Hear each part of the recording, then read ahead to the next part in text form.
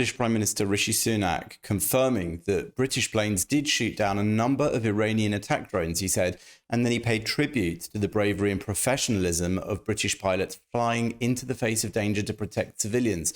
So he's made it clear that not only could Britain have been involved, he's confirming that Britain was involved. He chaired a COBRA meeting on Friday to decide on a plan of action. COBRA is when members of the government meet to react to crises.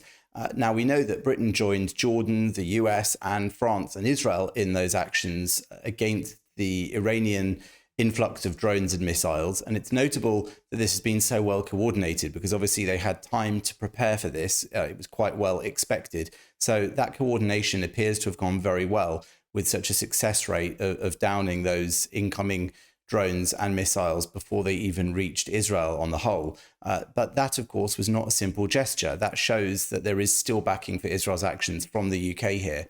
Now, the Ministry of Defence did want to emphasise that there was already action going on in the area that Britain's involved in, and that the RAF would repel any airborne attacks within range of its operations already in the region. So they specifically were saying that the British planes in the sky over Iraq and Syria were part of its anti-ISIS operation there, anti-Daesh, and that those planes would intercept airborne missiles which may interfere with the UK's existing missions.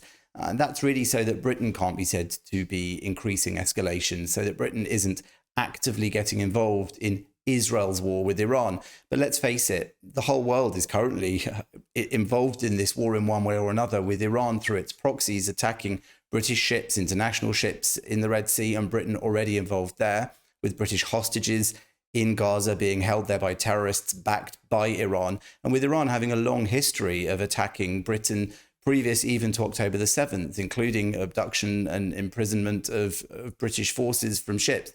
So Britain certainly has plenty of reasons to get involved. Perhaps now is the moment when, in these G7 talks that are ongoing and Britain is working out its next steps, it might choose to have a more robust reaction towards Iran, bearing in mind the ongoing animosity that the Islamic Republic has had to the West for so long. And talk to us about the public sentiment on exactly that. We saw the UK part of this international coordinated effort.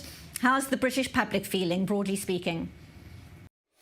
So remember all those protests that you see here? There is certainly a feeling among at least a sizable minority who were vocal enough to go out on the streets that they wanted a ceasefire, that they wanted Israel's military action to stop, almost at the expense perhaps of the hostages and Israel losing the war with Hamas. But as I said, this has never been a war with Hamas, as we know. This is a war at large with Iran. That's why it's been with Hamas in the south of Israel, with Hezbollah in the north, and now, of course, with Iran itself in the east. So Britain, any government in Britain is going to have to deal with that existing threat that they do understand fully, even if the public doesn't necessarily understand it. But they'll have to balance those needs, because domestically, getting Britain involved in another war, particularly at this point in the election cycle, might not be the most popular move, even if it's the right thing strategically or morally for Britain to do.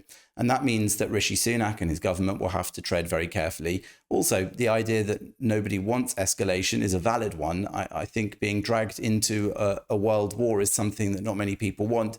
They would like to see this progress carefully in a way that doesn't spiral out of control. But Britain is likely, I think, to back Israel's actions going forwards, as long as those are taken, as Rishi Sunak said, with cool heads. And I believe that this G7 meeting going on now will help Britain work out what its policy is going to be in the future regarding Israel's retaliation to these actions, these unprecedented actions from Iran last night.